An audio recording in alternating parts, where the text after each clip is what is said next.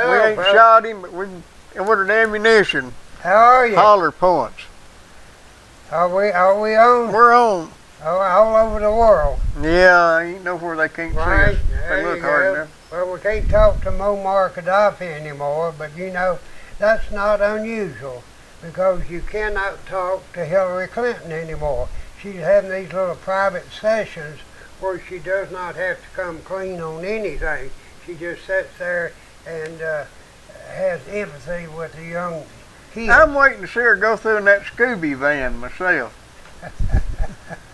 I got to see that. Right. Well, that's her, I think. Don't you think that's her game plan to stay kindly low where she doesn't Well, have she's to tried to answer? hide everything that could be traced back to her. I don't blame her. If I was her, I'd be hiding too.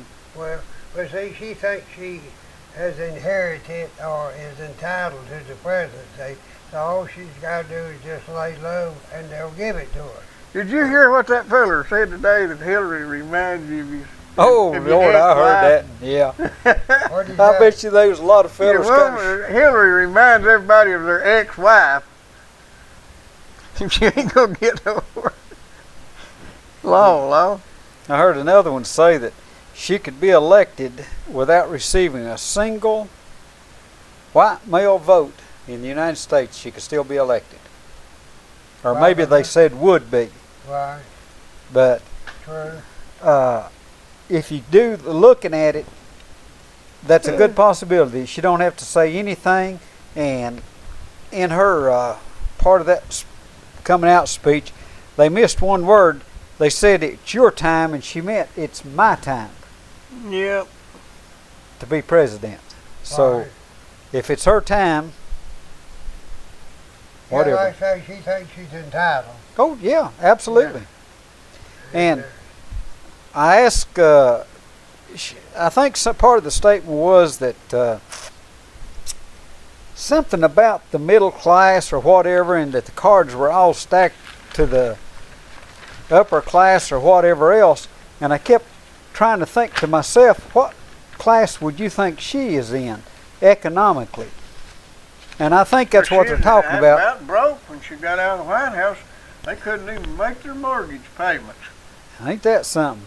Well, was that before she visited Saudi Arabia and all these other Middle East countries? And I don't know. I just read what I found on That's when they the left the newspapers. White House. They said they were broke. Yeah. Yeah. Well, That's they're so broke they stole the furniture. Yeah, that's what I was saying. It's so broke they hauled off some century-old furniture and had to bring most of it back. well, fellers, I think it's the last 48 hours that Slick Willie was the president. He didn't sleep. They said all he did was deal on pardons. Sounds like Ray Blanton, don't it? Well, I think he was Well, doing the same thing. Did you see Marco Rubio's speech where he was throwing his hat in the ring? Yeah, I didn't see the speech that's got part of it. Right. Well, he was a little bit wrong about some of this, okay. about not wanting to go back. I couldn't figure out what that red thing is right on the Not head. wanting to go back. Well, look, that will intrigue people. Not wanting to go back to the old days, wanting to go forward. But see, he didn't ask Bill Clinton about that. Bill probably would like to go back to some of them old days. Well, whenever Obama was when they were redoing the White House, the whatever, Bill said he had dubs on the desk, that he wanted the desk. I don't know why. Well, he wanted You want women on that desk. I thought maybe Obama found something in that desk. No, I think he also said precious memories too, or something. I don't know what. All right, I can understand that. But you know, also Marco, what was his name? One of the commentators after the speech said that he was very enthusiastic, but he lacked experience. Mm-hmm. And I'm just wondering if he couldn't maybe while Congress is out of session and in between campaigning, if he couldn't sign up as a community organizer and get some experience to be president. You know, he could teach people how to go on Social Security. He could teach those people in these various states, they're brainwashed just like our county commissioners are, how to give cheaper tuition to those people who are here illegally than they provide for a citizen. So, you know, that's not quite right. What's the advantage of being a citizen if you're going to get everything cheaper by being an illegal? Didn't Tennessee, that was before, I don't know whether it was before the House or whatever, but I read something about an article where that if you were, you didn't have to be a citizen of the state or the country to receive in-state tuition. Is that correct? To where that if you were here, I think they said if you had one of those passes or something else that you could receive, you wouldn't have to pay out-of-state tuition. You could get in-state tuition rates. Well, and out of the country tuition is cheaper than out of the state. Okay. Well, What that is a makes sense. commentator? Huh? What is a commentator? It's just A a regular. commentator. It's just a regular Well, tater. you- That's you got Kenny Book, and you've got Red, and then all the rest Well, of I'm them are talking about commentators. you was talking about commentators a few minutes ago. What's a commentator? Well, that's what I'm trying to tell you. Kenny Buck, that's a full-blooded potato. Okay. And so all the others are just commentators. And what did that have to do with what we was talking about? Yeah. Yeah. Okay. the, You know, a commentator is somebody who makes comments on something. Well, does that mean we're more like uncommentators? Oh, what? Are we uncommentators? Well, no, we were just regular potatoes. Oh, I thought maybe we was uncommentators. Right, yeah. So, yeah, we're like a regular potatoes. And, What was that all about? Okay, everything off now. Okay, she got her lights I on. spend the night. something crossed my mind. We got an course. audience. This free fire internet or whatever it is. Yeah. Is that going to affect this little program we're putting It will on? eventually. Yes, sir. Does that mean possibly somewhere down the road we will have to sign off or sign up or I'd pay? say by the time they get down to us, we won't be making any comments anyway. Yeah, okay. But that's what it's all about. The net neutrality thing is about controlling the internet because they can't allow people that much freedom of information. It scared them to death. They're trying to figure out how to. There's two things that's got them worried: the internet and digital money, bitcoins. Right. Because they can't control either one of them. Bitcoins is simple to solve. All they got to do is outlaw it. They outlawed gold in 1935. They can outlaw bitcoins. If they make it illegal to trade on in the United States, you might stack them up. It's like having money in the bank in Switzerland. You got to go get it, you know, and you can't trade it anywhere here. And if they'll control bitcoins when it gets to be big enough to threaten them. That's the way they'll control it. It'll still work underground, but if it's against the law to own them or use them or be caught with in them. the United States, Or they can't catch you with With them, that's right. But it's going to be hard to keep people from dealing in them. Mm-hmm. It's interesting. There will be somewhere where you can trade your bitcoins for money, though. Mm-hmm. They'll figure out a way around it. The internet geeks will figure out a way around it. It's going to be a battle right on to control the money supply. As far as controlling the internet, they're working on that now. Seems like they're doing pretty good at it. Yeah. Saw something on, I guess it was the evening news yesterday, that Putin is going to supply Iran with what's called an S-300 SAM missiles, those surface-to-air missiles. Right. And from what they said, these missiles can hit multiple targets. In other words, it's just not one missile in one target. that they can fire one missile, and if there's 2 or 3 aircraft or whatever number of aircraft up to a certain Right, number, yeah, it hits multiple, yeah. yeah, that it can hit multiple targets. Pretty deadly. Right. Okay. And they said that it had the capability of. Henson. Okay. I'll be with you just a minute. Well, hold It had the capability, I believe it was to intercept aircraft and also Israeli aircraft up to 16 miles out. Right, okay. So, excuse me, gentlemen, I'm moving a big piece of equipment. Well, on that missile deal, you know, Russia claims they're for defensive purpose, you know, Yeah. no threat to Israel. Well, you know, that's what Obama ought to said when Russia wanted us to not put missiles in Poland, that they were for defensive purposes and no threat to Russia. Yep. So, and that was exactly the same situation there, where Poland and the Balkan countries could counteract the Russian aircraft. I was telling them that's the same deal where we would not put our missiles in Poland, but we could have said, look, those are for defensive purposes only and no threat to Russia, and that would have been correct. I didn't catch all that conversation, but when you talk defensive missiles, we missiles in Poland, defensive and missiles.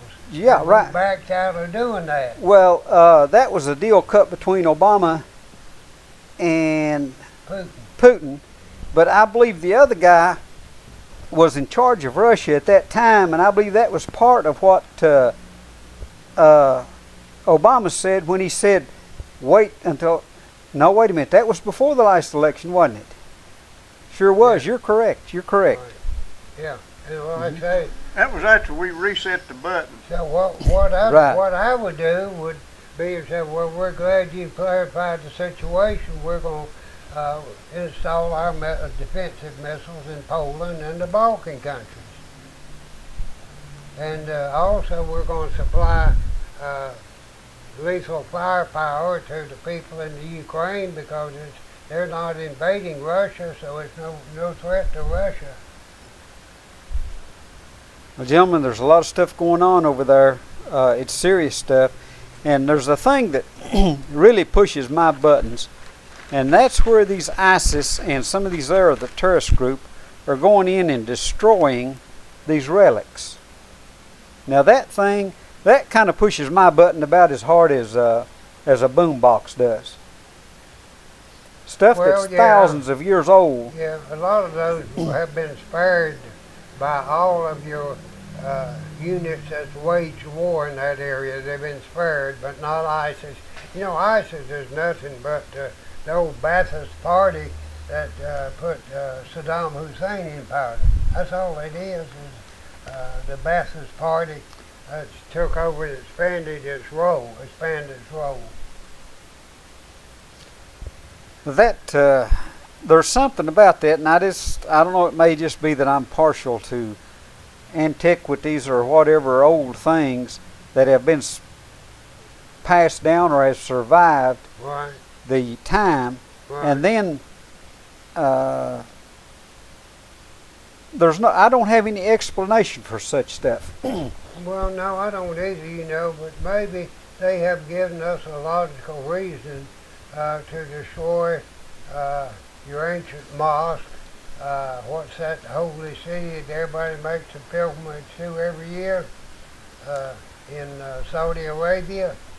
What's the name of the holy city? Is it Mecca? Huh? Mecca? Mecca. That gives us good reason maybe to make a parking lot out of Mecca. But still yet, it's not, we could do that, I'm sure, but what would it prove? I mean, we would be, it looks to me like the thing to do would be to stop that from going on, what they're doing. Not just do worse than what they're doing, but to... I have my ideas of how it could be done. Well, you take different ways to look at that. You take Israel.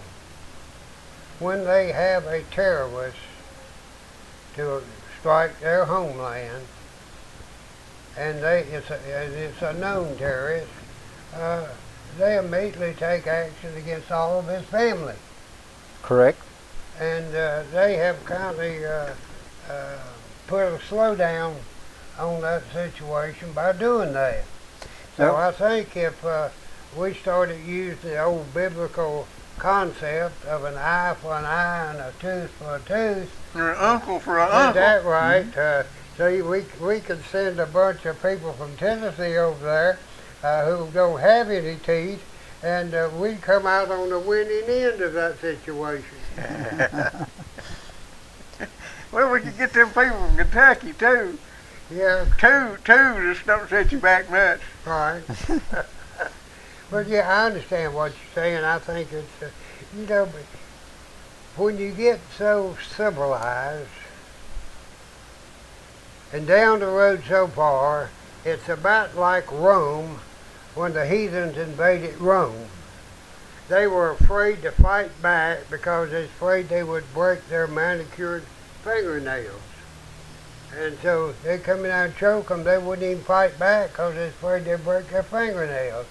So, you can get any time, any country in past history and today allows the liberal arts,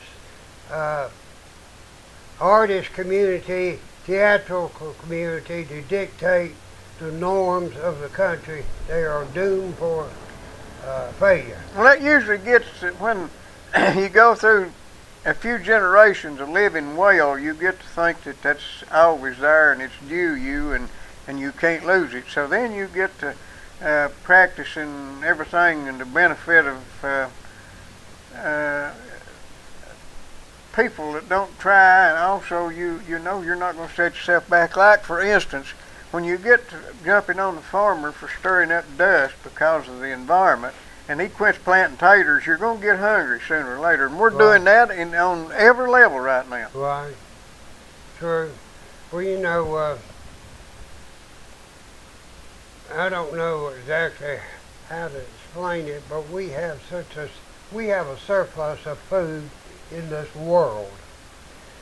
I've read an interesting article on the number of calories that is needed to feed the world's population and the number of calories that are produced each year. And we have about twice as many calories produced as we need to sustain human life on this planet. So it's kind of like the water shortage in California. There's no shortage in water, it's just a shortage of distribution. Where it's been too much located. water in some places and not enough in another one. And I think something Ariel said a while ago, the other day, which I think is very, very feasible, is that we need to build a pipeline from the closest point, the most feasible point of the Great Lakes, and pipe it into the aquifers of California. Well, we could use the pipeline they're trying to build for oil. We could ship oil this way one day and water back the next. Well, yeah. Well, I don't know whether it'd be very tasty, but It wouldn't hurt to water them taters with. maybe not. I don't know. If Well, they run water through them pipelines now. Huh? They run water through them pipelines. Well, that's the way to separate one company's Yep. petroleum for the other. Is to have a colored water that comes through, and they know what follows that.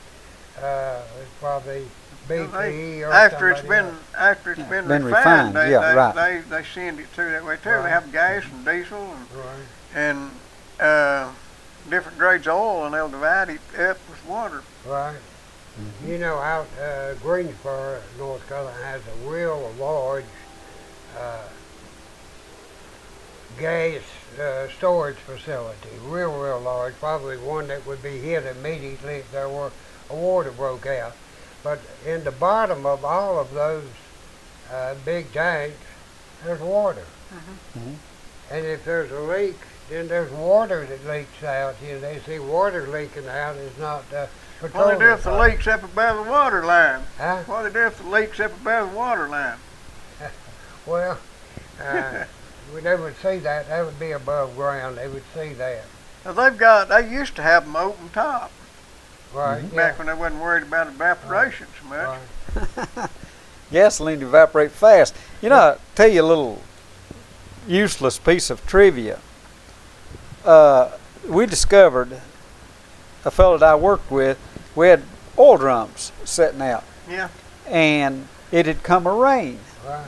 And one of these oil drums, the water was standing on top of the drum, but I'm talking about after the sun came out and evaporated all the other water, the water was still standing on top of this other drum.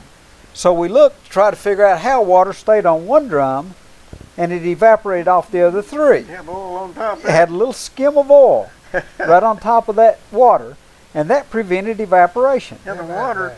the How about water that? did not. I mean, the oil had a different dew point than the water, Right. so it didn't evaporate. So the water couldn't get out through couldn't rise above the oil. Right. And if you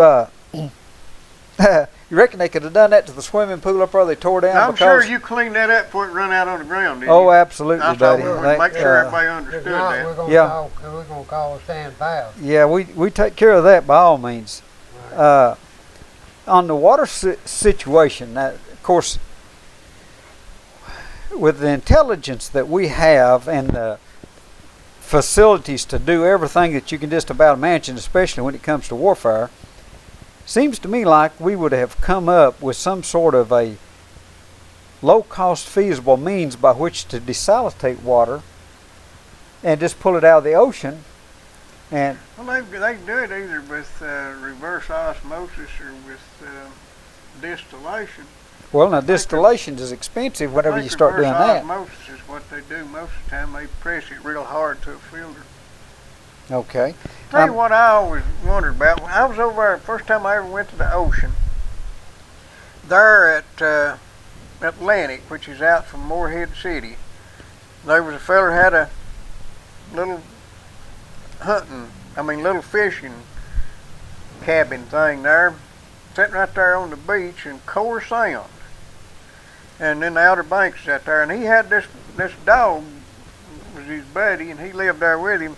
And when that dog got ready, wanted to drink, he would go down there next to the water, back about 4 or 5 feet, and dig him a hole in the sand. And whenever it filled up with water, he'd get him a drink.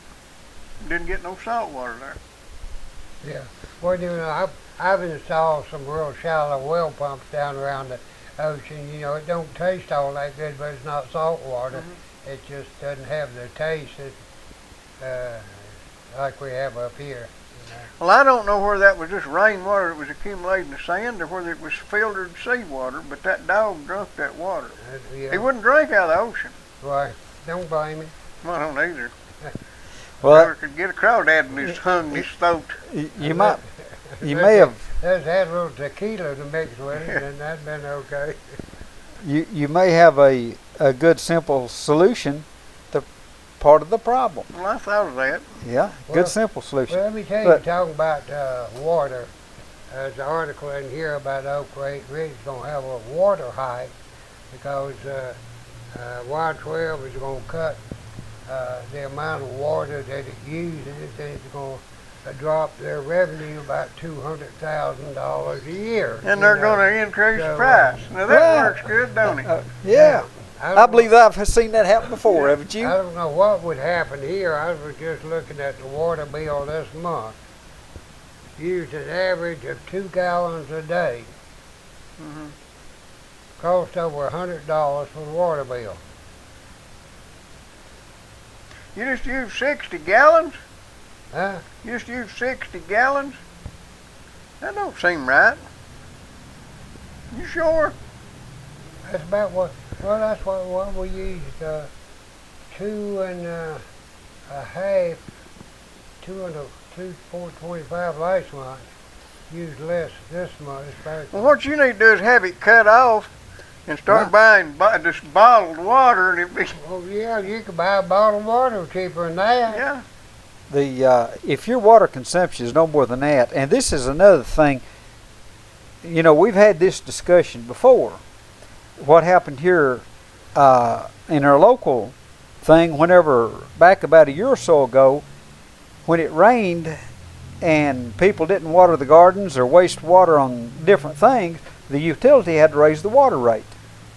Now, if you stop and think about it, if everybody starts using less water and less water, prices are going to go sky high. So, Bob, what you ought to do is go out there and just turn your water on and let it run. I see, get so and you much can save, per gallon. yeah, you can save money by But do you know doing what? that. You know what that indicates? Too much overhead. That's the only thing that can cause the rate to have to go up by selling less. Is too much overhead. That's what I think. There was somewhere that something stuck with me. It had to do with an accounting class or something. But the instructor stated that the best business to be into was water utility. Right. Said it was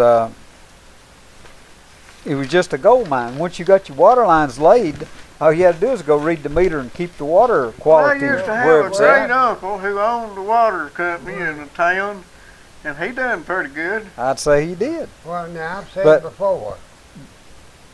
Why does it cost more to pump water out of Norris Lake today than it cost last year? Electricity. Huh? Electricity. Yeah, but that's their electricity. They're charging themselves. Yeah, but they more. having to buy new electricity. Yeah, They they're doesn't use charging that other. themselves more to pump the water. But it couldn't be that much more. Anyhow, on this article, I read that article you're talking about. There was other stuff involved in this more than just the cost. The cost was just the lead into the real story here. Right. The real story of this thing is the $200,000 that Oak Ridge, the city of Oak Ridge, is not going to be receiving Right. from the Department of Energy. But in that article, it states what they were doing. They were pumping, using like anywhere from 3 to 4.5 million gallons a day. Right. Now, what they were doing with this water, the EPA rates how much pollution or whatever you can do by parts per million. If you've got a site out here of any kind that's producing anything that's having any dust or whatever, the limit, and I believe on surface mining, is 400 parts per million that you're allowed to run off. Now, let's say you're getting 600 parts per million and you got a creek up here and you start pumping out of that creek to increase your volume in order to cut down on your parts per million. You Right. follow me? Yeah. Okay. This is what Oak Ridge has been doing for years and years and years, Right. but it's not dust that they're doing this to. They're changing the ratio per parts per million for mercury. Right. And they got hundreds of tons of mercury that gravity's got it in the ground. Right. But now, if you just stop and think, and this gets back to a whole bunch of stuff, Oak Ridge, the national laboratory down there, and whoever we've got as leaders and positions of authority, are supposed to be people of knowledge. Now, they have come to the conclusion by this is going into, what is it? Melton Hill. No, well, it's coming out of Melton Hill, but it's going into that, what's that branch creek there? Bulls Run. No, it's another one. I can tell you in just a Hopper? minute. No, Where it's in Oak Ridge, going into Milton That Hill. ain't Poplar Creek. Poplar Creek, that's That's it. what I said. Yeah, okay. But here's what they finally come to the conclusion. They've got a big, humongous spring in the middle of that Y12 complex. Right. Okay, they've got a water line that they've put in there, and I've heard from a gentleman that was indirect. I got this kind of second hand. He was working there. I get most of my stuff that way. Well, you won't get into this stuff because you're not allowed in there. But anyhow, and nobody talks about it. Me and But- Ronnie had these in there. Yeah. What they did, they buried a line that dumps into this thing, into this creek, just an open line. And by what they're doing, they're flushing this thing. All right, they've come to the conclusion that by flushing this much water through there, they're jerking the mercury out of the soil. Right. They're pulling it out and shoving it out into the lake. Right. So they finally, after years, they come to that conclusion. And they decided now that by shutting this thing down, they're going to get less mercury leaving the site. Right. So, fellers, we got, I don't know how to explain. Let's go back. This kind of covers this thing here as to why and so forth. But if you go back to where we're at in this country, we're electing what we call leaders. They're politicians, the word for them, but I think most of them call themselves leaders. Yeah. Okay. Why do you follow these people? It's just like the president. Go to jail. Well, that's not much of a choice there. But you take the president. The president has no common sense or anything as far as surviving out here. You put him out here, and if somebody didn't give him charity or whatever, the guy'd starve to death. He wouldn't have sense enough to survive. No, I bet he'd starve to death in a week. I guarantee he would.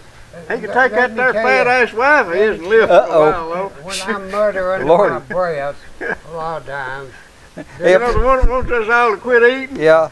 This is the way I sum up Barack Obama in my own mind. I guess I can put it into words that are acceptable.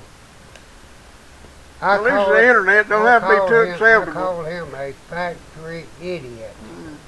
Now, to me, a factory idiot is one that was born with most of his problems in his head, because I don't feel like there's anybody could have acquired that much ignorance in his lifetime. So he had to be born with it. Had a head start, didn't he? So I call him a factory idiot, and I really believe he is an idiot because he keeps doing the same thing over and over again, and he expects to get different results. I don't think so. I think the man's absolutely brilliant. He went in there to destroy this country. He's doing a real good job. Right, yeah. Well, like I say, he's pretty smart. He's engineered a recovery of the economy in this country and made it look just like a recession. For 8 years. Well, gentlemen, we're electing these leaders who have never done anything, and we're following them because of, like you say, we're being forced. We're being forced to follow these people who have no understanding of the bottom down here. Right. But let me tell you something. I understand that. Let me tell you something on this current race. There's three acknowledged Republican candidates. You got Rubio. You got what's the role? Yeah. Cruz and the guy from Florida down there, Bush. Cruz. And Bush. No, he ain't declared Ain't Bush declared? Rand Paul. Yeah. And what's the other one? Rand Paul. Rand Paul, Rubio. Cruz. It's still Cruz. Ted Cruz. Not Tom, but Ted. Cruz. Okay, all right, yeah. All right. I like what Rand Paul said a great deal in his speech, in that he has worked roofing houses, mowing yards, waiting tables, carpenter work, and whatever he had to do to get by and get his education. I like that. Well, looks like his old man, being a doctor, has been able to pay for his schooling. Yeah, well, maybe he didn't want to. Well, gentlemen, what I see that we're receiving a whole lot of is we're having people lead us the only thing they've ever done is been a career politician. And a person who has been in this politics for years and years and years, they have no comprehension of what it's really like out here in the real world. It's like Hillary. Hillary can go into a coffee shop and say a little few choice words, whatever her handlers tell her to say. But she has no understanding of what it's really like to be out there. I'd like to see some of these career politicians take their credit card away from them and their cell phone. And I saw this thing somewhere in a person of privilege, and a guy dared him, made him a bet that he couldn't survive, and he gave him 1 dime, and the guy threw the dime away. And he got to a truck stop, and this was a long time ago, and a cup of coffee cost a dime. Well, he couldn't buy a cup of coffee, and all of his resources he didn't have none. This guy made a bet with him, and he was on his honor that he had to. But he went back out in the parking lot to find that dime to get him a cup of coffee. I think a lot of these people, in order to understand where we're coming from, they need to be out here, and like I back up and say, they wouldn't survive. They're leading us, and when you come right down to it, we've got more survival instincts than they have. But yet they're leading us. And I got a feeling that a large percentage of the population, and I'm talking about the working people, the guys out there cutting timber and you name it, and is not going to be led by career politicians. I think they're getting fed up with it, telling us everything we have to do and whatever else. Yeah, but you forget about, just like you said at the beginning of this program, that Hillary could be elected without having a single white male vote. Okay? All right, do you realize that she could be elected without having a single person that's working a job vote? That is correct. If you go back to what happened in the 2014 election, no, wait a minute, not 2014, 2012 election, what happened up in Ohio, where you had first of all, the lady that was working there in the election thing voted for Obama 6 times, got on national TV and bragged about it. Nothing was done. It was just, that was it. Now, you got 2 or 3, I don't know what they call them, precincts or zones up there with 40,000 votes that are not a single vote Obama got every single vote out of 40,000 votes. Now, if that don't tell you the thing was rigged, then I don't know how to describe a person that can't see through that. And there was nothing done about it. You get the right people in the right positions, like Holder, the position he's in right now, and he's going to be there, I'm going to say this, until Obama is out. I believe he'll hold this position, or there'll be someone put in of the same caliber that is not going to pursue or prosecute or anything else. There's no way. He's not going to prosecute Lois Lerner. He's not going to bring any charges for the email or the things that Hillary Clinton's done. All he's going to do is whatever Obama agenda is, that's what he's going to follow. That's the way it's going to go. So, in a situation of that type, the general public out here, we're just pawns is all we are. All we are is workers we're trying to pay the bill, and we can't even pay the bill. If they took everything we earn, we still can't pay the debt that's being accumulated. For Tennessee, we had to work through the 5th or 6th of this month in order to pay our taxes. Well, there's a ways to change it, but I don't foresee there being very much change. I made this statement here the other day that I'm going to say that a very large percentage of Congress, the House of Representatives, the former senators like Hillary and Slick Willie, whatever, these people are all doing insider trading. And there's not going to be anything done about it. They know. That's the reason they want to keep the stock market propped up. That's the reason they put $70 to $100 billion a month in the stock market, you know. Well, this is why, the whole thing up here, okay, let me back up and say this. If you had 1 or 2 people stand up against this thing, they'll be cut down, they'll have an accident. If they can't... Look at Menendez, what they did to Senator Menendez, because his main criticism of Obama was foreign policy, and he said that Obama's talking points had come straight out of Tehran. I couldn't argue the point, because just like it's going to be interesting to see how the United States and our Well, leaders, Mendez is a pervert. it's going to be interesting to see how we react to He's a these what? SAM missiles. He's a what? Pervert. Oh, you're talking about the guy up in what, New Jersey? New Jersey senator Yeah. who made all those liaisons and meetings over in Haiti and the Dominican Republic with all those underage girls. And but that's Well, the Democrats are after him because he spoke out against Obama. oh yeah, he said all of Obama's talking points were straight out of Tehran. Well, here's the next thing. Have you anybody talked to Digger lately? No, but the boy was a little late coming in today. I'm gonna have to reprimand him. What did he get there at Oh, his 9:01? place was open now, but he was not there. He probably, well, sometimes you just gotta take off a little time and get away from all that business you got. Well, he's got some propane down there that burns good any time or weather.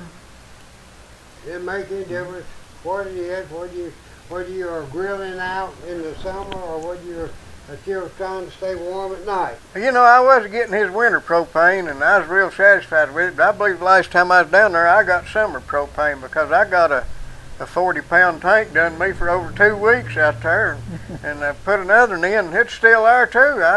It must be that there grill propane that lasts so long. Must be. I've not noticed any hickory flavor yet or anything though. Right. You don't, if you sleep with it on at night, you don't wake up smelling like hickory? No, I don't. I don't. You know, I buy the unflavored kind most of the time because I don't like to.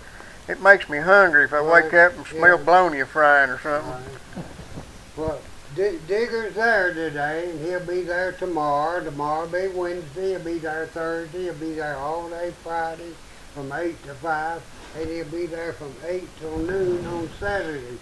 Got the best price of propane you get anywhere mainly because it fills your tank up when you go in there. It's not one of these that says on the side of these little blue Eskimo tanks that they're only guaranteeing you 15 pounds in that 20-pound cylinder. But Digger, he puts 20 pounds in it, and he has to stomp it in with his feet. 562-5444, right in the middle of the road in Sawmill Holler. Right. That's Wilson. And every time I hit starter on that tow motor, I think about Digger, because man, she fires right up and goes to work. And Right. of course, with that propane, you can work inside or outside. Yeah, you can. Sure can. And Vital Care, they haul you around when you're sick. They haul Bob around when I he's saw him sick. come by a while ago, just as casual, had somebody laid back with the resting in that thing. I think they were taking them down to the nursing home. That's Vital Care Medical Transport Service. They not only will respond to an accident or to an emergency, but if you need a casual and a leisure drive to a medical facility, they'll take you, and it's not going to cost the taxpayers any money because it's privately owned by someone that's got almost 40 years experience in the medical transportation business. So it's not going to cost the taxpayers any money for you to use or anybody else. It completely stands on its own, and if you're not satisfied, then they're not going to make any money off of you. So they're going to make sure you are a satisfied customer. So that's Vital Care, 562-9370. Yep, that's who it is. But if you are tired of calling the mayor's office to get auto parts, do not call 562-2526. No. Call 562-2529. Which is a new number for the mayor. No, it ain't. There you Is it? go. That's the number for Vital Care, not for Vital Care for Napa Auto Parts, are located on Jacksboro Pike, right across from IGA, or you can call 562-8406. That's another number for Vital Care. And they've got good parts, good prices, knowledgeable. They can help you determine what you need in the parts line as well as getting it for you. A lot of times I go in there, all I know is one of them trigger dodgers that makes something do something, you know, and he'll know exactly what I'm talking about. That's Randy at Napa. He ain't at Vital Care, he's at Napa. Yeah, 5, 6, Right across NAPA, right across from IGA. Right. And we paid all our bills. You folks going down low. You go down there, you need to start doing something, work on your lawnmower, get it going. $2. You know, you go down there to the box store, going to $2.99 or something like that for a can of start fluid. The only thing is, you can go down to Walmart and buy night crawlers, and Randy don't fool night crawlers. Right. But he's got a whole lot better deal on auto parts. Do that, yeah. You know, Well, gentlemen, it's going to be interesting to hear debates amongst the candidates this time, this election. You're going to hear debates among is the Republicans. I'm afraid you're right, Bob. I'm afraid you're right. And the sorriest one's going to win. Right, Yeah. Probably. I'm partial to Dr. Carson from what I've heard. I've heard him speak. And He's going to announce the first week of May, and he can't get elected. I don't believe he can, but whenever I'm just not all that positive. I think the world knowledge is a great person. His foreign policy is quite up to what it should be. our foreign policy is, okay, let me back up and say this. From what we've got and what we're dealing with now, we'd probably be just as well off without a foreign policy, is about the way I see it. We ain't got much going on right now. We're surrendering to about everything, and I guess you heard about the Russian fighter plane buzzing our recon aircraft. This and is reminiscent of what went on back during the Cold War. Yeah. And from watching people who knows that this had to come directly from the Putin. Oh yeah, there's but from what I've seen, if you go back, career politicians is what we've got. There's very few that we've got that are not been there. Take a look at the state of Tennessee and the whole Congress. We've got a few young ones, and of course some of the young ones are coming out and trying to do what they can. But sometimes think about maybe some character might go a long ways, and as far as foreign policy is concerned, it seems to me like all it is a trade-off or a deal or a buy-off. Everything it has to do with foreign policy. It's how much money are we going to send to this one or to that one is about what it boils down to. Do we actually have a foreign policy? Do we have anything like... No. Do we have anything that we'll stand up for? I think Obama is considers himself more a leader of the world and a part of the world than he does to lead the United States in our interest. He would be much more comfortable if we turned everything over to the United Nations and did away with our system of government. A lot of people would classify it as being a one world government. Right. Is about what that boils down to. You're going to have one that's going to be Muslim when we don't do something about it. Given time, that could very well be correct. The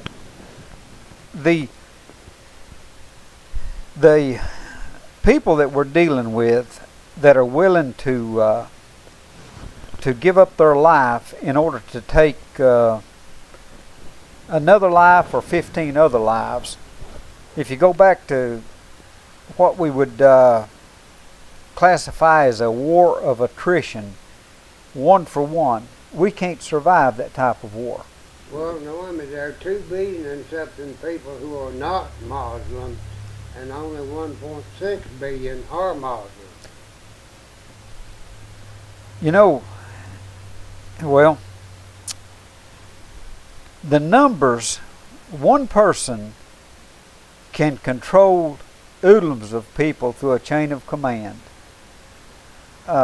And that's basically the way everything is set up in our countries, whatever. We got a head and then it hands down to so many. And I believe if you break it down to the very bottom, one person can control efficiently about 10 or 12 people, and then that steps up to another, and then another one that can control that many and whatever.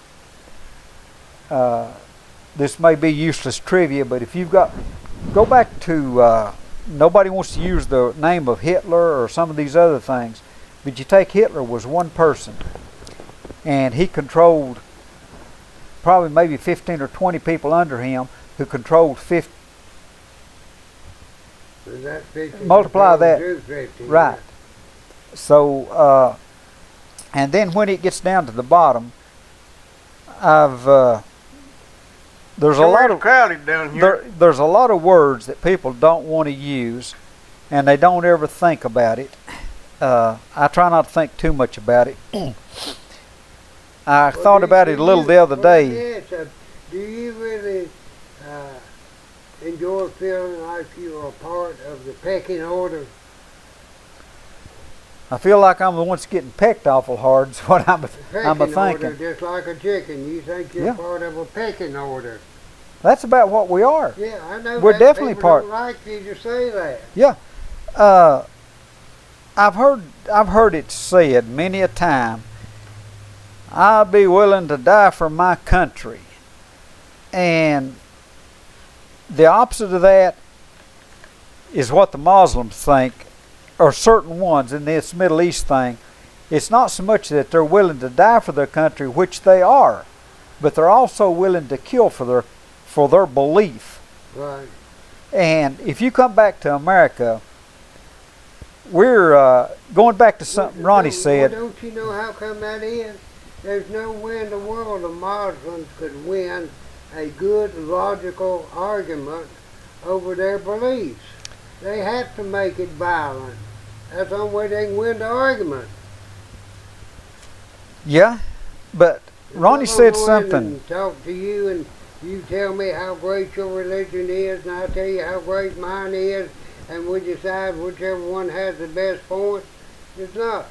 I'm going to tell you how great mine is, and when you say you don't like it, I'm going to kill you.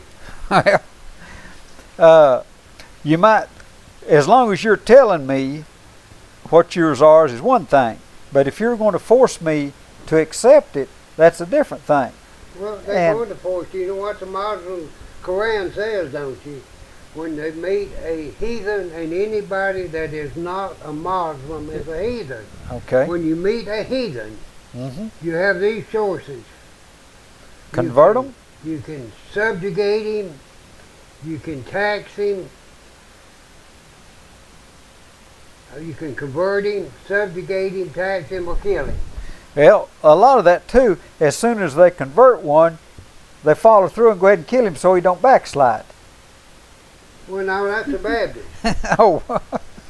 That's like them there witches. They used to hold them under, well, throw them, they'd tie something, their hair tie rock around them. Millstone to them, throw them in the pond, and if they floated, they was a they witch. was witches. Yeah. If they didn't, they got to go to paradise. They once you are brought into the Muslim religion, if you leave it, you have just accepted a death sentence. Right. You heard what happened when Bin Laden got to heaven, and there was Thomas Jefferson and James Madison and George Washington and all them guys out there with hatchets and hammers and shotguns, and they just worked him over. And come to find out they had a little translation error back there in the Quran. It wasn't virgins, it was Virginians that he's going to finally got there. Oh, okay. Yeah, fellas. Well, you know, we have a translation difference between Iran and the Barack Obama's administration on the Yeah. Missile deal or the nuclear deal. Yeah, the handshake deal. Anyway, it's going to be interesting to see where this goes. And I got a feeling that Hillary is not going to be saying very much. I think her handlers, and she does have handlers. You can't say very much. Well, also, they're going to insulate her from a lot of the news that ask questions. She can't answer any questions. Huh? I've seen her, like in those Benghazi hearings, whenever they push her buttons a little bit. Oh, her temper is worse than Rand Paul's. Okay. But now, whenever you get someone agitated, or I don't want to use the word mad, but angry, the true person will show through pretty quick. Right. And I believe she was a little agitated at those hearings. What difference does it Yeah, make? what difference does it make now? Because those, but I heard a statement made the other day, and a fellow that I converse with occasionally, or well, pretty regular, and he had already decided that he was going to vote for Hillary before she ever announced. And I brought up the other side of it. How can you make a decision as to who you're going to vote for whenever you don't know who all's going to be running? And this goes back to how we vote. Now let's yell a dog Democrat. Well, that for some reason I couldn't right now. I could not say who I would vote for because all the contestants are not out there. So how could I decide? That, but see, you're gonna have to. If he don't get nominated, you don't have to worry about voting for him. Well, there's that point too. Well, Yeah. we're gonna have to go. I believe it's about time for us to shove off. We'll see you again Saturday afternoon at 4 o'clock. radio at 1450 AM or 100.9 FM at 4 o'clock in the afternoon here from La Follette, Tennessee. And we've enjoyed being with you. And I hope to see all of you again. Yeah, we'll all be here again sooner or later. We do appreciate you tuning in. See you next week with a brand. What was it? You remember Heckle and Jekyll used to say, "Tally ho, and away we go." See you next week with a brand new show.